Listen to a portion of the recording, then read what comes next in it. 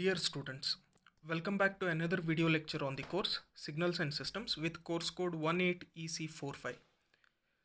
In today's lecture, we'll start with Module 2. Module 2 has two parts. In the first part, we'll be studying system classification and properties.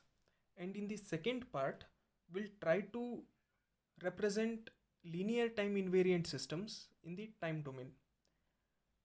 In the second part, we'll be modeling the input-output relation of linear time invariant system and will formulate a procedure to obtain the output of LTI systems for any arbitrary input, both in continuous time domain as well as in discrete time domain. We'll complete our discussion on module 2 and then we'll complete the remaining part of module 3, that is the first part, because the basics from this module 2 is required to understand the first part of module 3. Particularly in today's lecture, we'll start with the definition of system.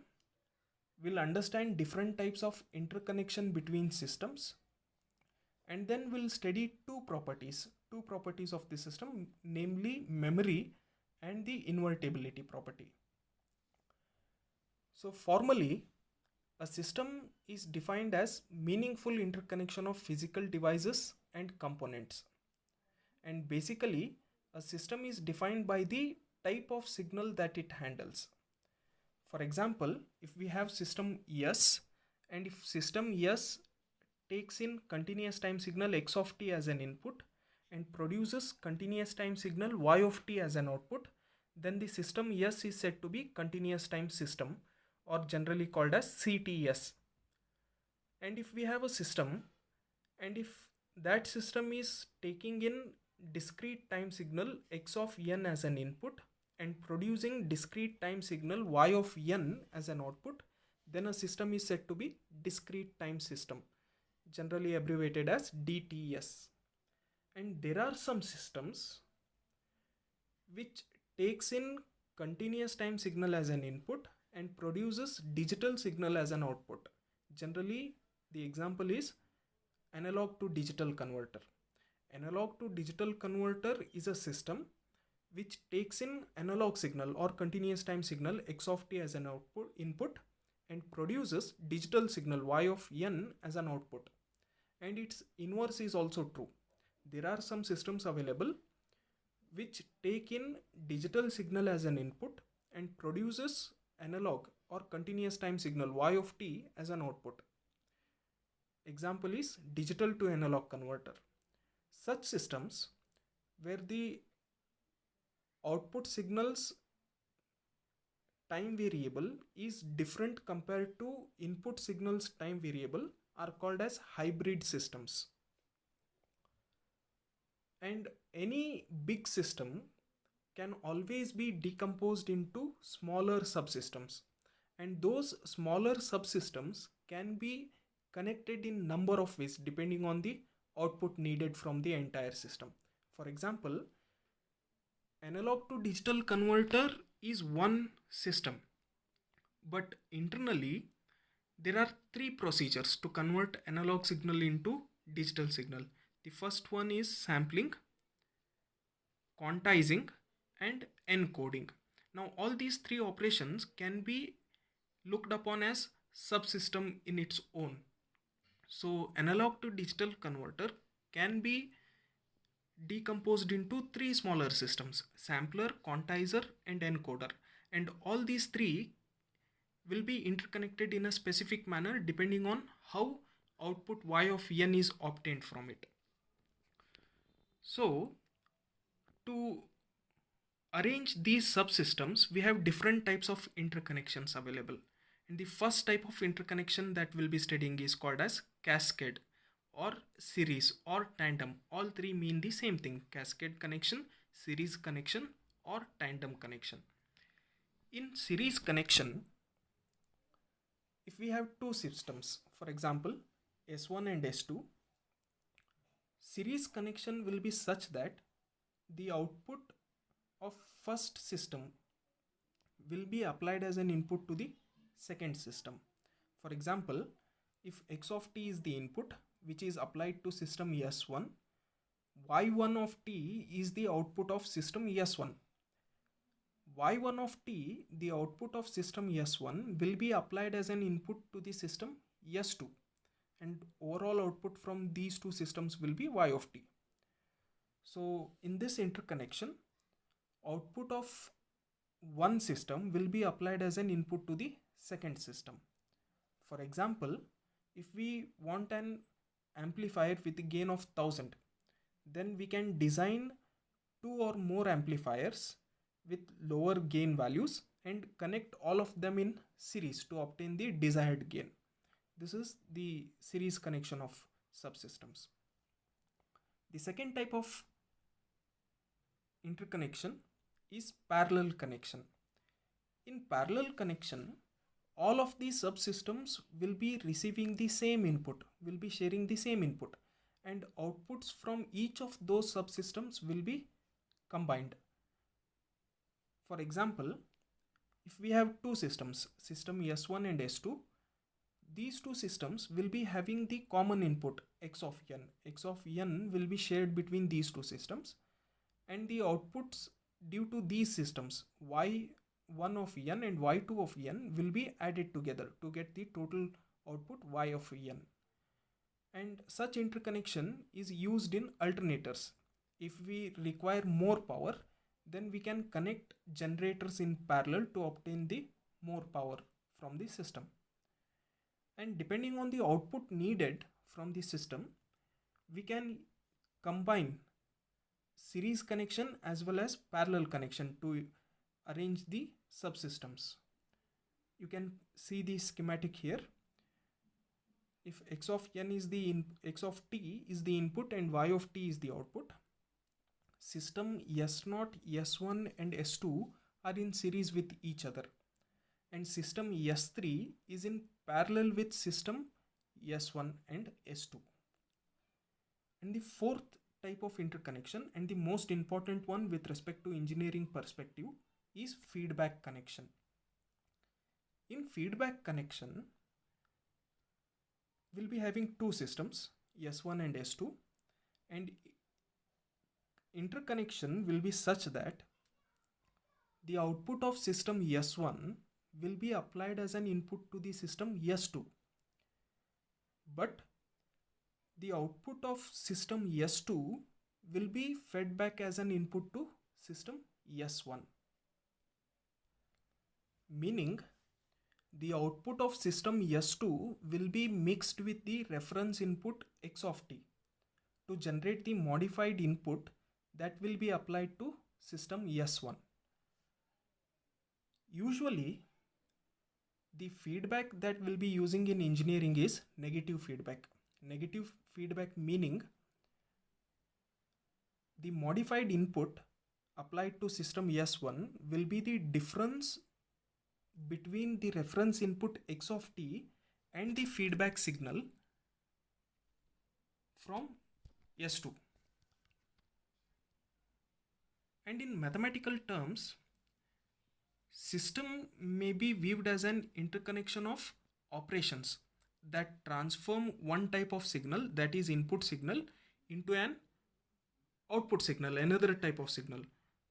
But the properties between the input signal and output signal will not be same.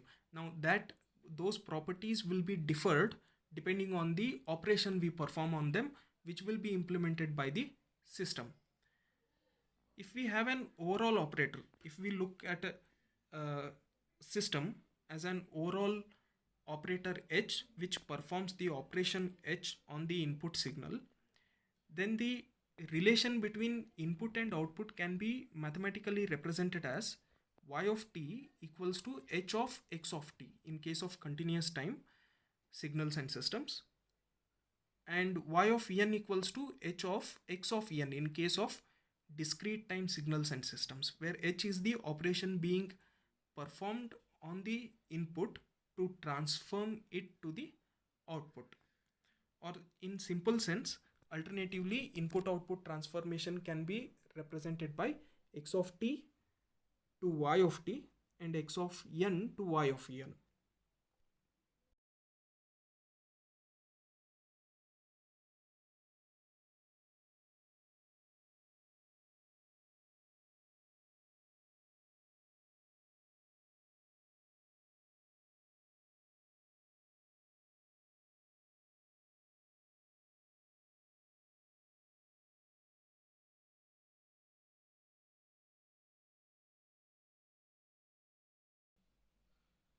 Now we'll start our study on properties of the systems. There are 6 important properties of the system.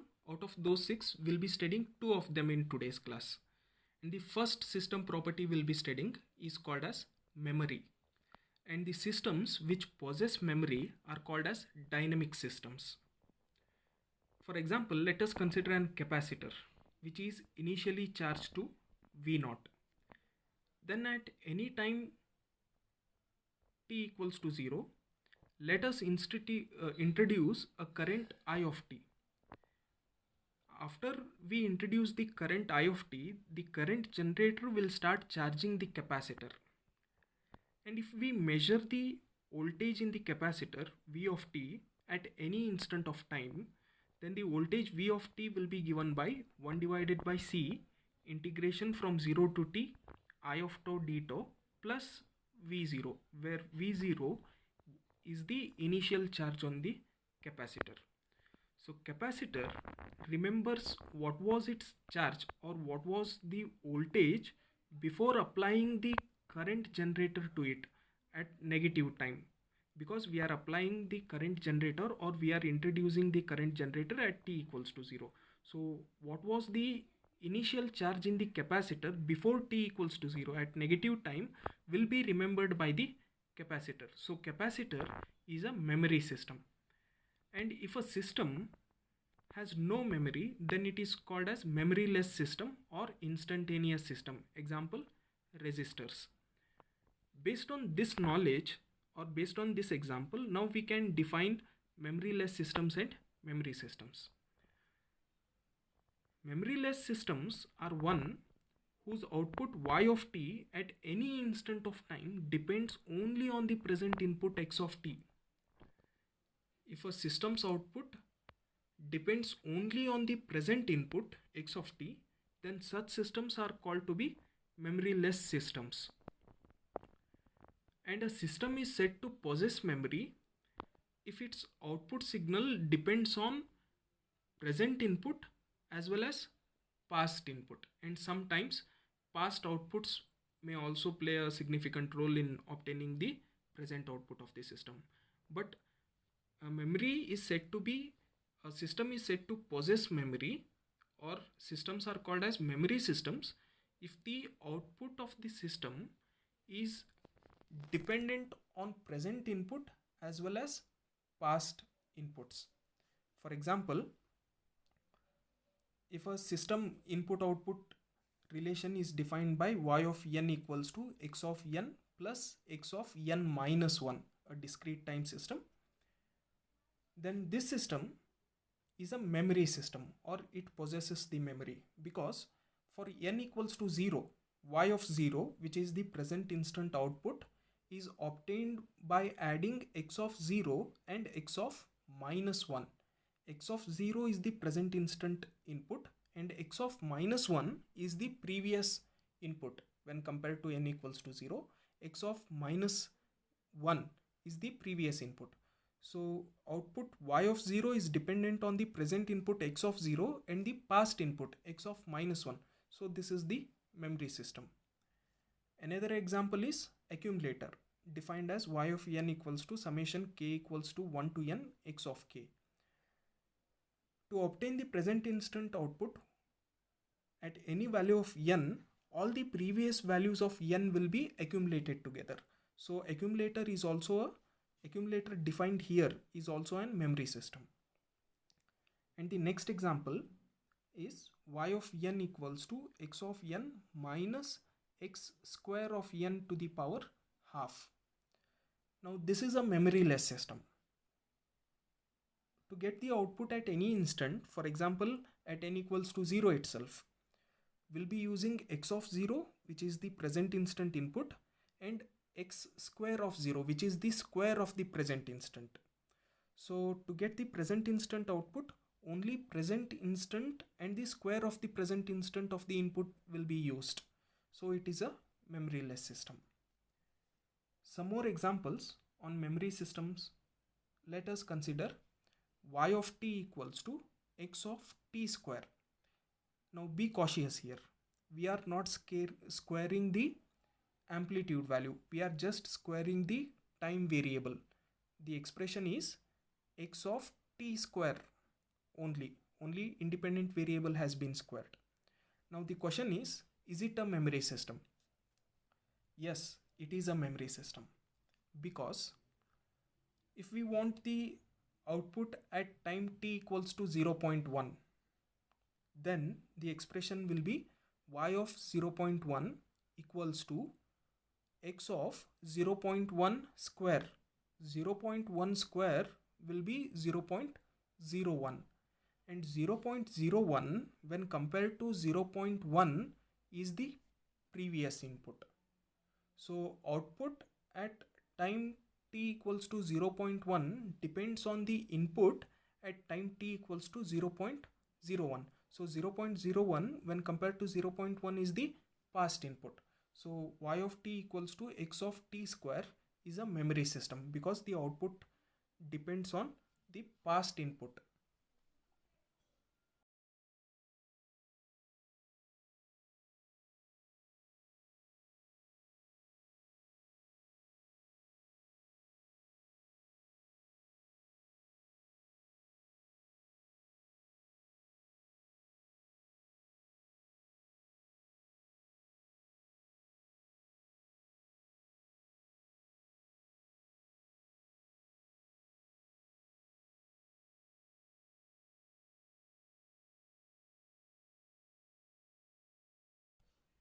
So this is about the memory property of the systems. And the second property we'll be studying for the day is invertibility.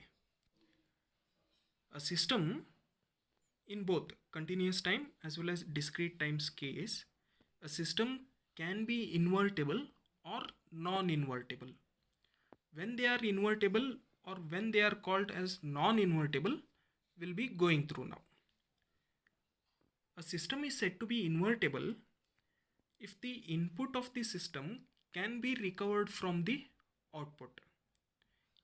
In case of invertibility property, the general representation x of t results into y of t. Input signal is converted into y of t. In case of invertibility, the vice versa, the reverse should also be true. From the output y of t, we should be able to obtain what was the input x of t. To understand this, let us consider a multiplier system. Multiplier system, is it invertible? Yes, it is invertible, because multiplier system has an inverse system, by applying which we can obtain the what was the input. For example, let us consider two systems, or let us consider first system represented by S. S implements multiplying operation. So input to the system S is x of t. Output from the system S will be y of t, which will be multiplication of the input by a factor k. And from y of t, can we able to recover x of t back? Yes, we can recover x of t. If y of t is applied as an input to another system which performs the reverse operation of the first system, then we can recover x of t back. And the inverse operation of the multiplier is division. So the second system, the output y of t, output of first system y of t, which is the multiplied version of the input x of t, if we apply it as an input to the another system S1, whose operation is division by the same factor as that we multiplied the input signal with, then we are able to recover x of t back. So first system, whose from the output, if we can recover the input back, then it is called as invertible system. And the second system, by which we'll be able to recover the input back, is called as inverse system. With this, we can define the invertibility property now. A distinct input produces a distinct output, and from the output, if input can be recovered by a suitable inverse system, then a system is said to be invertible system. One more simple example is matrix inversion. We can always recover matrix inversion back. And the composite system consisting of S1 and S2 together, if you look at both of these systems together as a series connection, input to the system is x of t and the overall output from the system is x of t again. So input and output are same. So the composite system consisting of S1 and S is just an identity system. Whatever you apply as an input will get us the same output from the other end. Example, y of t equals to x of t. Is it invertible? Yes, it is an invertible system. It is an invertible system because whatever we apply as an input, we are getting the same output, y of t, which is equal to x of t. So both are an identity system. It's an identity system. So it is an invertible system. The second example is y of t equals to 0. Is it invertible? No, it is non-invertible system because from 0 output, we cannot find what was the input. Now that 0 input, 0 output may be the result of lot of factors. So from 0 output, will not be able to recover the input. So y of t equals to 0 is a non-invertible system. And the most interesting example is y of t equals to x square of t. Now this system is compared to the example we studied in memory system. It was x t square. Here y of t is x square of t. Now this is the squaring system. And is it invertible or non-invertible?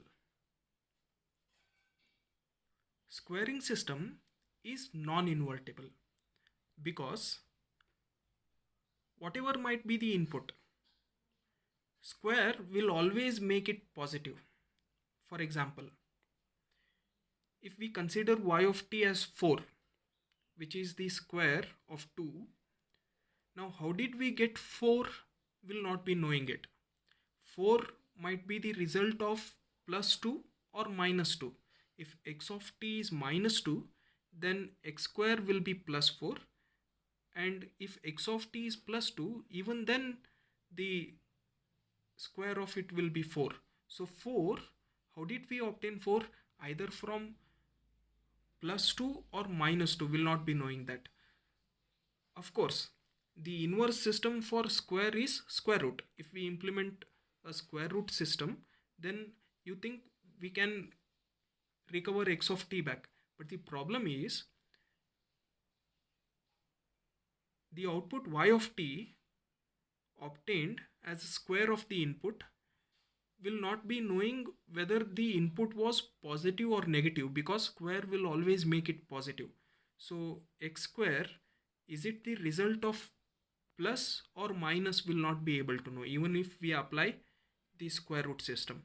So y of t equals to x square of t is a non-invertible system because even if x of t is plus 2 or minus 2, the answer will always be plus 4.